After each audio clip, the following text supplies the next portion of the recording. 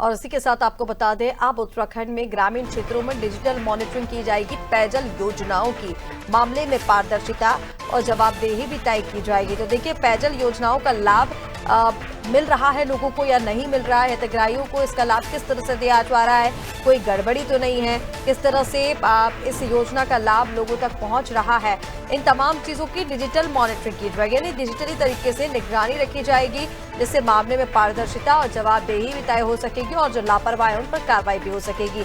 एक रिकॉर्ड सरकार के पास इसके जरिए हो जाएगा। और चलिए, ज्यादा अपडेट्स के लिए सोनू हमारे साथ लगातार बने हुए। सोनू, डिजिटल मॉनिटरिंग से पारदर्शिता तो आएगी ही, इसके साथ ही जिन जिम्मेदारों की जवाबदेही तय होती है, हमने देखा है कई बार लापरवाहियां इस तरह की योजनाओं में आती है। कई क्षेत्र से हमने ये भी देखा कि पेयजल की समस्याएं वहां पर हो जाती है, जबकि तमाम जो योजनाएं हैं वो चलाई जा रही हैं। तो अगर डिजिटली मॉनिटरिंग होगी तो जवाबदेही तय हो सकेगी, लापरवाहों पर कार्रवाई भी हो सकेगी। तो डिजिटल मॉनिटरिंग को लेकर क्या तैयारियां की जा रही हैं?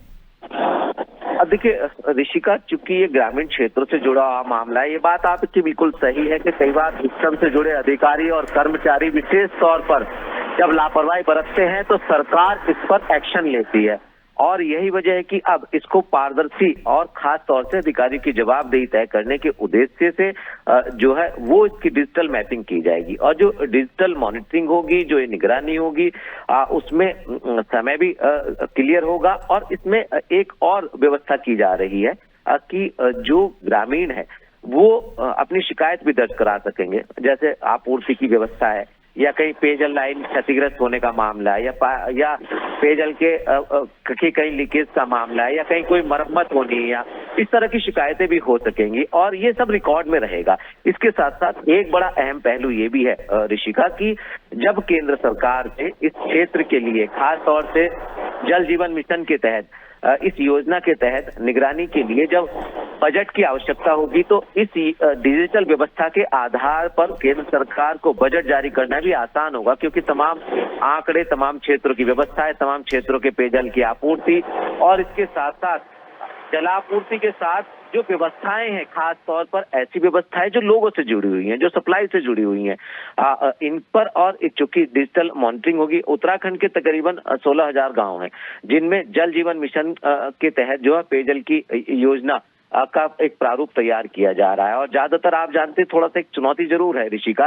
खास तौर पर ये चुनौती है कि नीचे उत्तराखंड में भूमि स्तर पर तो पवित्र गंगा प्रभावित और तमाम गंगा की सहायक नदियां प्रभावित हो रही, जिनका स्वच्छ जल है और स्वच्छ, पवित्र और निर्मल जल। जबकि ऊंचाई वाले पर्वतीय क्षेत्रों पर इन्हीं के माध्यम से पेयजल की व्यवस्था के माध्यम से जो है वो पेयजल उपलब्ध कराया जाता है, यानी पंपिंग योजनाओं के माध्यम से। तो एक चुनौती है कि भूमि के लेवल पर जल उपलब्ध है, लेकिन पर्वतीय क्षेत्रों में, ऊंचाई वाले क्षेत्रों में उसको ऊपर पहुंचाना, ये भी एक बड़ी चुनौती है। लिहाजा ऐसे में केंद्र सरकार से जहां सहयोग की आवश्यकता होगी और खास तौर पर अपनी जो डिजिटल व्यवस्था है उसको अस्तित्व में लाने के लिए प्रयास शुरू हो गए हैं। और जहां पर केंद्र की आवश्यकता होगी वहां पर केंद्र से सहयोग लिया जाएगा, और जहां पर राज्य सरकार के जो संबंधित योजना के जो अधिकारी और कर्मचारी हैं उनकी लापरवाही अगर कहीं सामने आएगी तो उस पर एक्शन भी लिया जाएगा और उनकी जवाबदेही भी तय की जाएगी। ऋषिका, बिल्कुल सोनू, तमाम जानकारी के लिए बहुत शुक्रिया आपका। तो आपको बता दें